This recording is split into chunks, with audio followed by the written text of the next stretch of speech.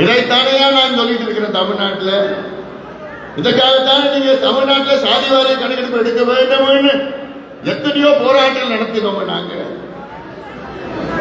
அப்ப எல்லாம் முதலமைச்சர் ஸ்டாலின் அவர்கள் எங்களுக்கு அதிகாரம் இல்லைங்க,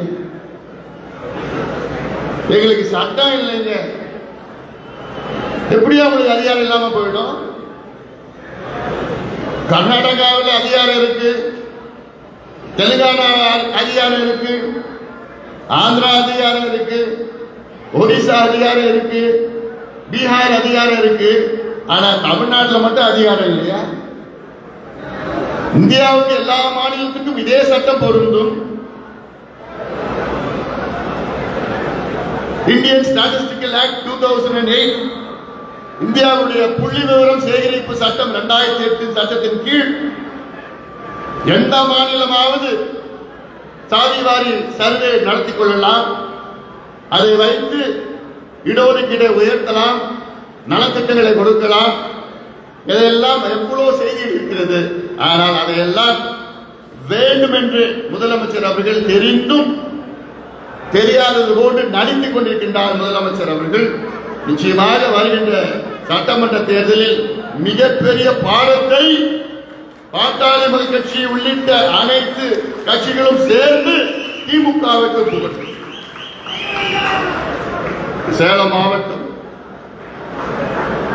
எனக்கு ஒரு ஆசை, கடந்த சட்டமன்ற தேர்தலில் சேலம் மாவட்டத்தில் திமுக ஒரு இடத்துல தான் வெற்றி பெற்றது.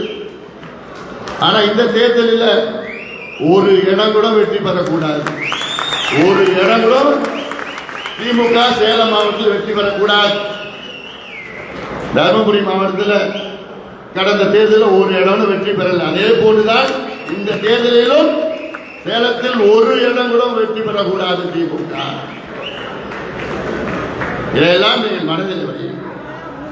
இந்த சமுதாயத்துக்கு துரோகம் செய்த திமுக முதலமைச்சர் ஸ்டாலின் அவர்கள், முன்னாள் முதலமைச்சர் எடப்பாடி பழனிசாமி அவர்கள் வன்னியர்களுக்கு 10.5 விழுக்காடு இடஒதுக்கீட்டை வழங்கினார். எனக்கு ஒன்னே ஒன்று, அதுல ஒரு மாதத்துக்கு முன்பு வழங்கி இருந்தார்னா இன்னும் நல்லா இருக்கும். இந்த சட்ட சிக்கல் எல்லாம் வந்திருக்கிறார் கடைசி நேரத்தில் வழங்கியது. ஆனாலும் அவர் வழங்கியிருக்கின்றார்கள்.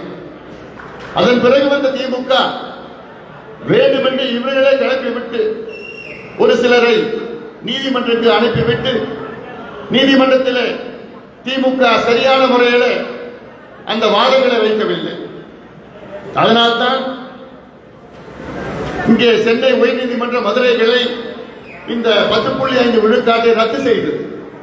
ஆனாலும் நாங்கள் உச்சநீதிமன்றம் சென்றோம். உச்சநீதிமன்றத்தில் இருக்கின்ற நீதிபதிகள் தெளிவான தீர்ப்பை கொடுத்தார்கள். தமிழ்நாட்டில் வன்னியர்களுக்கு உள்ஒதுக்கீடு கொடுக்க எந்த தடையும் கிடையாது. இந்த பக்கம் நிக்க வச்சுக்கிட்டு தமிழ்நாடு மக்கள் எல்லாம் மகிழ்ச்சியாக இருக்கின்ற ஒரு தோற்றத்தை, ஒரு பொய்யான ஒரு செய்தியை பரப்பிக் கொண்டிருக்கிறார்கள். முதலமைச்சர் போய் கேட்கிறானா பெண்களை, ஏமா நீங்க மகிழ்ச்சியா இருக்கிறீங்களாமா? பெண்கள் எல்லாம் நாங்க ரொம்ப மகிழ்ச்சியா இருக்கிறோம். எப்படி மகிழ்ச்சியா இருக்காங்க பெண்கள்?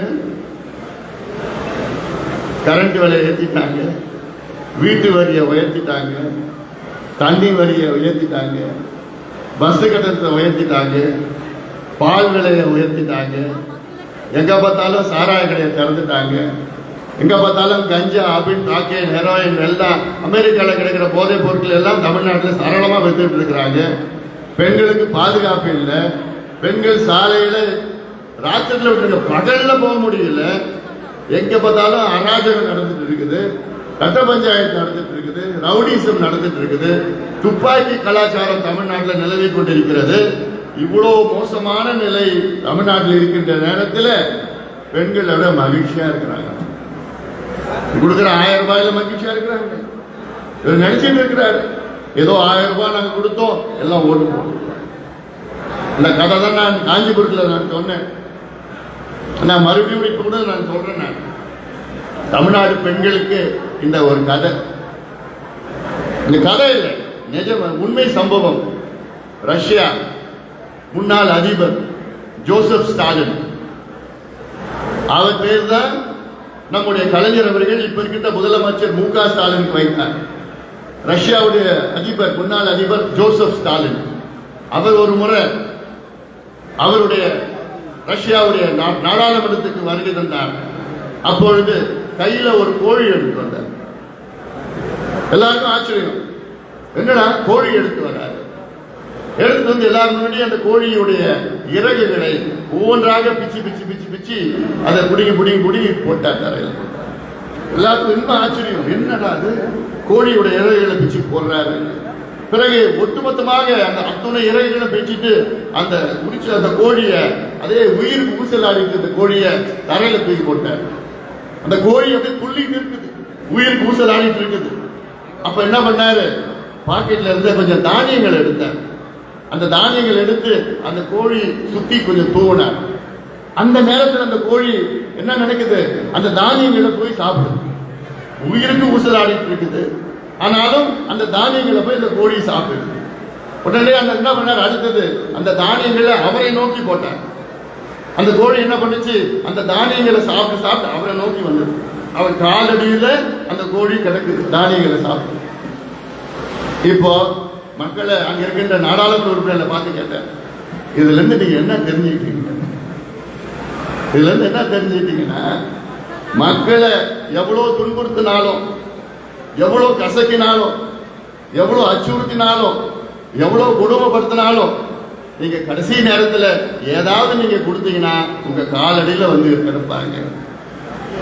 இதுதான் தமிழ்நாட்டு மக்களுடைய நிலை, குறிப்பாக பெண்களுடைய நிலையான தேர்தல் நேரத்தில் திமுக கொள்ளடிச்ச காசு 500 ரூபாய், 1000 ரூபாய், 2000 ரூபாய் கொடுத்து கடந்த முறை ஆட்சிக்கு வந்தார்கள். மீண்டும் ஆட்சிக்கு வருவோம் என்ற நம்பிக்கை இருக்கின்றார்கள். அதெல்லாம் நிச்சயமாக இது ஒரு நிச்சயமாக நடக்க போவது கிடையாது. புரிஞ்சுக்கணும், 1000 ரூபாய் பெண்கள் உதவி தொகை கொடுத்தா உடனடியாக அது வந்து பெண்கள் எல்லாம் ஓட்டு போட்டுடுவாங்க. இந்த கையில் 1000 ரூபாய் கொடுத்தா நீங்க எங்க போகுது, டாஸ்மார்க் தான் போகுது. திருப்பி மறுபடியும் ஸ்டாலின் அவர்களுடைய அரசுக்கு தான் போகுது. அவர் அரசுக்கு போனாலும் இல்லை, ஆனாலும் அவர் கிட்ட இருக்கின்ற அந்த மது ஆலை நிறுவனங்கள் அதெல்லாம் நிறைய சொல்றதுக்கு இருக்கு. அதனால இதையெல்லாம் நீங்கள் இன்னும் மக்களிடம் போய் தெளிவுபடுத்துங்க.